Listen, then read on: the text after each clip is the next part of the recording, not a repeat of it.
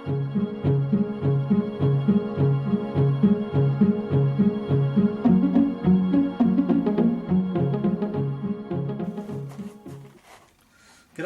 I'm Nev Sweeney and this is another choco treat.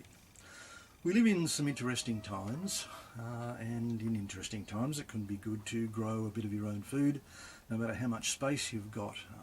One way to help you do that is to have self-watering containers which make very good use of water and make it easy for you to keep the water up when things get dry and warm.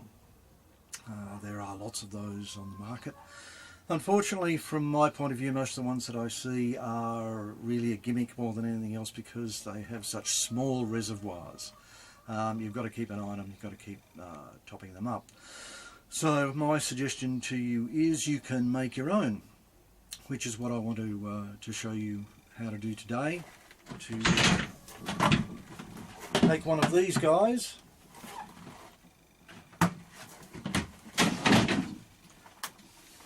and turn it into one of these. We've had 4 of them operating in the backyard for the last 15 years. They still look in reasonable nick, a little worn. One thing I do need to make sure you understand is if you're going to do this, you need to get the black ones, or at very least opaque, because if you get the ones that are clear, and there's plenty of them around, what tends to happen is they will go brittle quite quickly, like within 12 months.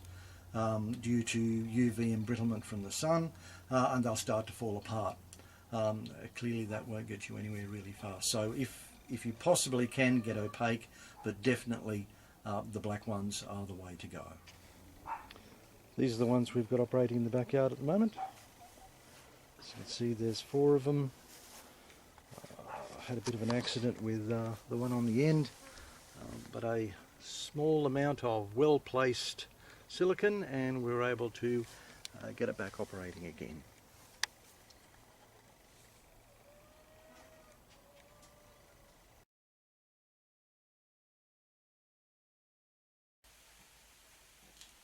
As well as the container itself,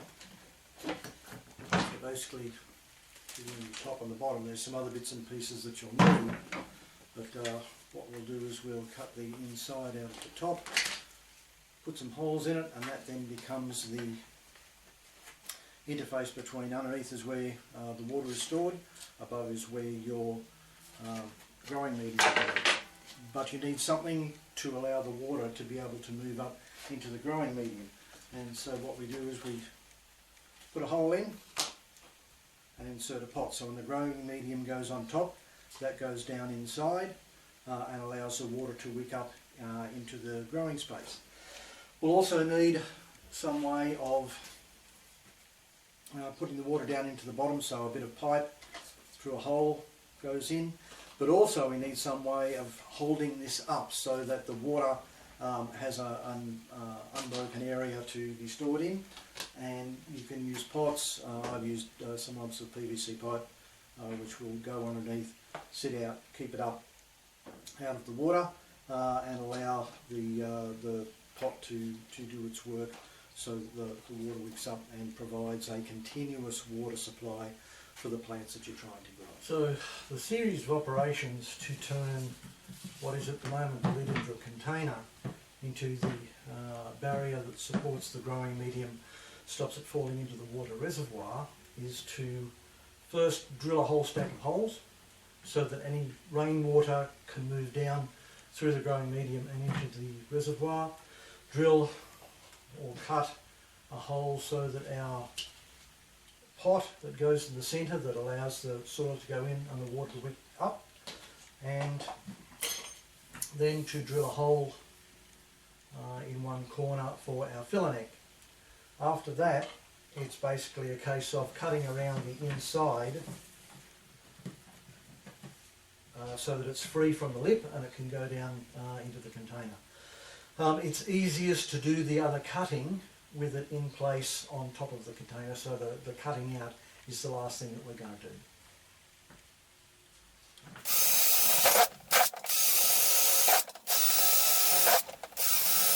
With the drainage holes now cut, it's a case of cutting the central hole for the pot. most of the stuff I have to draw so I can mark out where I want to cut is black, and so's this. So it does make things a bit difficult, but I've got a crayon. We'll see how that goes.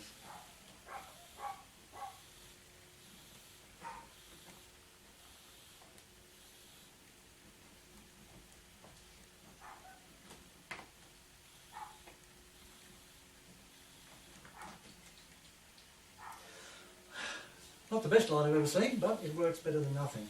So because this has a lip on it, what I'll do is I'll cut along just inside the line so that this will sit there without needing to be supported in any way.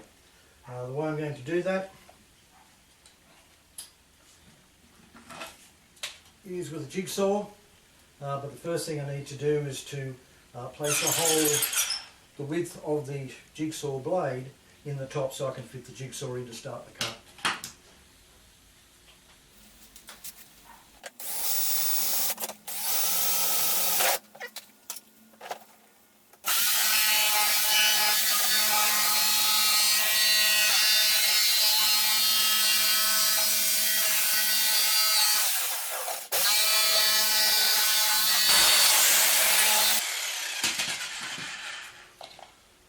And there we have it. Perfect fit. That was lucky. Okay, so the only thing we've got left to do now is to put the hole in the top that our fillet neck goes in. To do that, I have one of these guys called a spade bit, and it's a great way of cutting a hole in thin materials.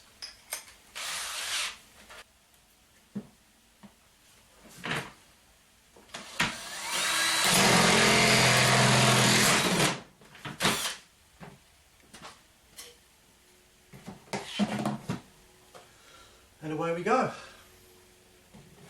So next, now that this has been prepared, it's just a case of cutting around so that we can drop this into the container. Okay, we're back. So the outside has been separated from the inside. There's not much use for this. I've seen in other construction manuals where they suggest that you put black plastic as a mulch, and this holds the black plastic down. And you cut holes in the black plastic and then you plant through it. I tried this when I first put these together and found what it tended to do was exclude air from the soil, and it made it harder for things to grow. So if you want to use a mulch, I would recommend you definitely using an organic mulch of some description. Hay, straw, all that sort of stuff, and not worry about that guy. So we now have this. That fits in there. I also, with our fillet neck, I cut off a diagonal on it, just on an angle there, so that when the water goes down into it, rather than sort of trying to push it up, it can gush out the side with no trouble. So we've got most things. What we need to do now is to get some supports to keep this halfway up, and again I've cut myself some poly pipe because it's what I've got, but you could use other things. You might want to use pots. If you've got different size pots and you've got a few the same size, that will keep this up, but not so high that the bottom of it doesn't get to the bottom of the container. You could use those. The reason I like to use this, apart from the fact because I've got it, because I can cut it to size. So you can see that they're just going to go down the right amount without going too far. So these go in.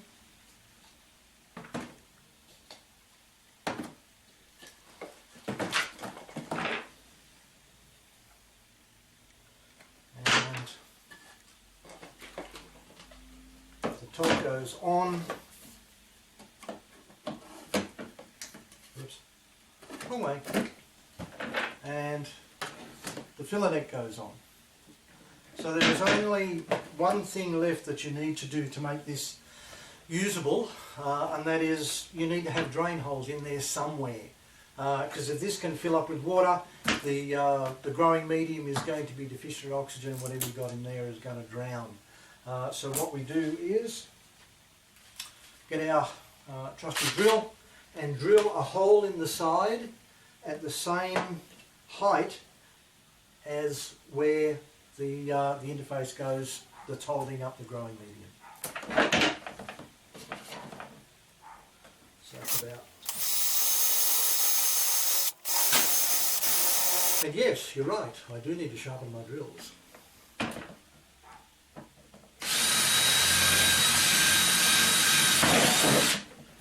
There we go, drill another one on the side, and there you have it. These are a great little thing to have around in as many numbers as you want to help you grow food in these troubled times. It's always good to have a food supply. They'll grow most things fairly well. Obviously growing corn or enough corn to get proper pollination would be a bit difficult, but most other things you're going to be able to put in anything up to, like you probably have a couple of dozen carrots in here, maybe 4 decent sized brassicas, half a dozen lettuces. You could have cucumbers or trailing beans or peas out the side. There's all sorts of things you can do with it. They're a great thing to have. So thanks for watching. If you like this, then please leave a like down below. Subscribe is always good, and I'll see you in the next video.